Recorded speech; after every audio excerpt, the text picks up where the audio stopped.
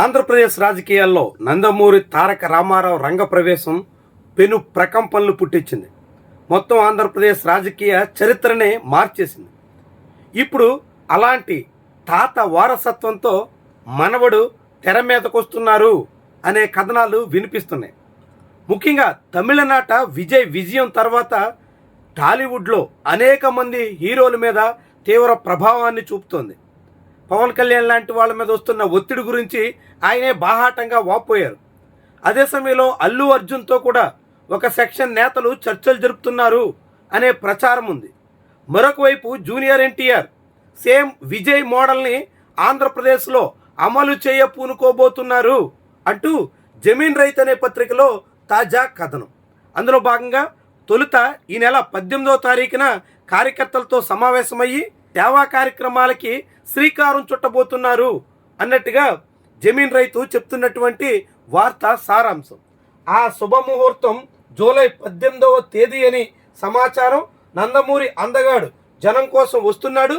Junior NTR రాజకీయ రంగ ప్రవేశానికి సన్నాహాలు మొదలయ్యాయి. విజయ్ నమూనాలో మొదట సామాజిక సేవా కార్యక్రమాల ప్రారంభం, ఏడాది పాటు అభిమాన సంఘాలను వ్యవస్థీకృతం చేయడం, ఆ తర్వాత రాజకీయ పార్టీ పేరు, జెండా ప్రకటన, ఎన్టీఆర్కు నిజమైన వారసుడిగా జూనియర్ ఎన్టీఆర్ జన ప్రభంజను సృష్టించడం ఖాయం. ఇది ఈ పత్రిక రాసినటువంటి వార్తలోని ముఖ్య సారాంశం.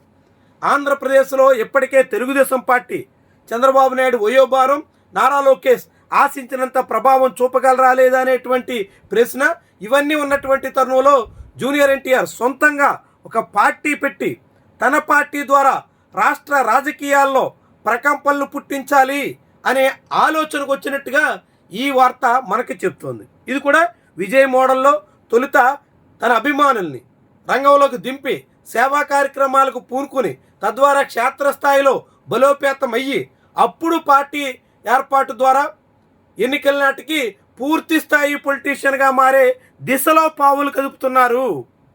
ఈ విషయాన్ని ఇప్పటికే బీజేపీ కేంద్ర నాయకత్వం గ్రహించింది అన్నట్టుగా ఈ కథనంలో ఉంది. ఇప్పటికే అమిత్ షా జూనియర్ ఎన్టీఆర్తో 2 సార్లు భేటీ అయ్యారని, బీజేపీలో అంతర్భాగంగా ఎన్టీఆర్ ప్రస్థానం ఉండాలని ఆయన ఆశించినట్టుగా ఈ కథనంలో ఉంది. అయితే దానికి జూనియర్ ఎన్టీఆర్ సిద్ధపడే అవకాశం లేదని, స్వతంత్రంగానే బరిలో దిగే యోచనలో ఉన్నారని కూడా అంటోంది. బీజేపీతో కలిసి సాగితే జరిగే నష్టం కారణంగా జూనియర్ ఎన్టీఆర్ సొంతంగా రంగంలోకి దిగొచ్చు అనేటువంటి అభిప్రాయాన్ని ఈ పత్రిక వెలిబుచ్చింది. అదే సమయంలో జూనియర్ ఎన్టీఆర్ పార్టీ నిజంగానే తెర మీదకి వస్తే తెలుగుదేశం పార్టీలోని అనేక మంది సీనియర్లు, వైఎస్ఆర్సీపీలోని నేతలు కూడా అటువైపు మళ్ళీ అవకాశం ఉండొచ్చు. ఆంధ్రప్రదేశ్ రాజకీయాల్లో అనేక మార్పులకి ఇది దోహదపడవచ్చు అన్నట్టు కూడా చెప్తోంది. ఇటీవల జూనియర్ ఎన్టీఆర్ తల్లి మీద ఆంధ్రప్రదేశ్లో తెలుగుదేశం పార్టీ ఎమ్మెల్యే దగ్గుపాటి ప్రసాద్ ఇష్టారాజ్యంగా నోరు పారేసుకున్నప్పుడు టీడీపీ నాయకత్వం ఏ కోసాన కూడా అడ్డుకున్న దాఖలాలు లేవు. అదే సమయంలో జూనియర్ ఎన్టీఆర్ మీద టీడీపీ హార్డ్ కోర్ ఫ్యాన్స్ చాలా తీవ్రమైనటువంటి దుష్ప్రచారం చేసిన సందర్భాలు కూడా ఉన్నాయి. జూనియర్ ఎన్టీఆర్ సినిమాలకు వ్యతిరేకంగా నెగిటివ్ క్యాంపెయిన్లు నేరుగా టీడీపీ శిబిరం నుంచే జరిగిన సందర్భాలు ఉన్నాయి. చంద్రబాబు అరెస్ట్ అయినప్పుడు స్పందించలేదని, నేరుగా భువనేశ్వర్ని కించపరిచినప్పుడు సూటిగా వైఎస్ఆర్సీపీని నిరసించలేదని, ఇలా చాలా అంశాల్ని ప్రస్తావిస్తూ జూనియర్ ఎన్టీఆర్ మీద టీడీపీ క్యాంప్ దుమ్మెత్తిపోయడానికి ఎక్కడా వెనకాడలేదు. ఇదంతా భవిష్యత్తులో జూనియర్ ఎన్టీఆర్ సొంతంగా పార్టీ పెట్టి టీడీపీకి సవాల్గా మారతారన్న సంకేతాలతోనే చేసిన ప్రయత్నం అనేటువంటి అభిప్రాయం చాలా మందిలో ఉంది. దానికి తోడుగా జూనియర్ ఎన్టీఆర్ 2009లోనే పొలిటికల్గా ఎంట్రీ ఇచ్చి అప్పుడు తెలుగుదేశం పార్టీ తరపున ప్రచారకర్తగా వ్యవహరించినటువంటి అనుభవం ఉన్నటువంటి తరుణంలో అటు రేవంత్ రెడ్డితో జూనియర్ ఎన్టీఆర్కి సన్నిహిత సంబంధాలు ఉండడం, మరొక వైపు విజయ్తో జూనియర్ ఎన్టీఆర్కి స్నేహం ఉండడం, ఇప్పుడు విజయ్ తరహా మోడల్నే ఆంధ్రప్రదేశ్లో అమలు పూనుకోవడం, ఇదంతా చాలా కీలకమైనటువంటి విషయంగా మనం భావించాల్సి ఉంటుంది. అయితే ఈ పత్రికలో రాసినట్టు నిజంగానే జూనియర్ ఎన్టీఆర్ ఈ నెల 18వ తారీఖున కార్యకర్తలతో భేటీ అవుతున్నారని, ఫ్యాన్స్తో సమావేశాలు ఏర్పాటు చేస్తున్నారని ఎక్కడ అధికారిక ప్రకటన అయితే రాలేదు. అంతర్గతంగా తమకు అందిన సమాచారం అంటూ ఈ పత్రిక రాసింది.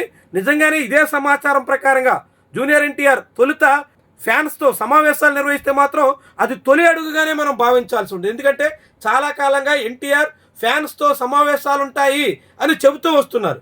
కొన్ని నెలలుగా ఈ ప్రచారం సాగుతూ వస్తుంది. స్వయంగా ఆయనే అనేక సందర్భాల్లో వెల్లడించారు. త్వరలోనే మనమంతా కూర్చుని చర్చిద్దాం అని కూడా ఆయన తెలియజేస్తున్నారు.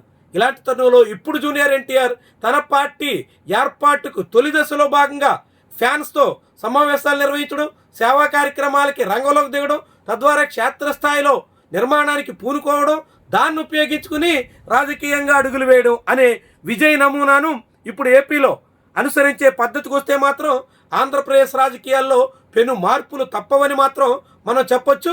అయితే ఏపీలో ఎన్టీఆర్ తర్వాత ఇంకా చాలామంది సినిమా నటులు రాజకీయాల్లోకి వచ్చిన చిరంజీవి ఒక ఎన్నికలతోనే చేతులెత్తేయాల్సి వచ్చింది.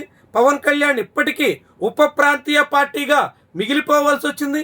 నేటికి కూడా జనసేన పార్టీ ఆవిర్భావం పుష్కర కాలం తర్వాత ఇంకా ఆ పార్టీ 12-13 జిల్లాలకే పరిమితం అయిపోయింది.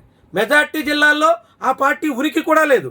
ఇలాంటి తరుణంలో ఇప్పుడు ఎన్టీఆర్ రాజకీయ ఆరంగేట్రం చేస్తే ఈ సినిమా స్టార్ ప్రభావం ఎలా ఉంటుంది? నిజంగానే తాతయ్య వారసత్వం అందుకోవడానికి ఈ మనవడికి ఏమైనా ఓటర్లు అవకాశం ఇస్తారా? కాకుంటే విజయ ఫలితం ఏపీలో రివర్స్ అయ్యి ఎన్టీఆర్ బొక్క బోర్లా పడే దిశలో పరిస్థితులు ఉంటాయా? ఏమైనా సరే ఇది ఒక ఆసక్తికరమైనటువంటి పరిణామంగా చూడాల్సి, తెలుగుదేశం పార్టీ మీద తీవ్ర ప్రభావం చూపే విషయంగా కూడా మనం భావించాల్సి ఉంటుంది.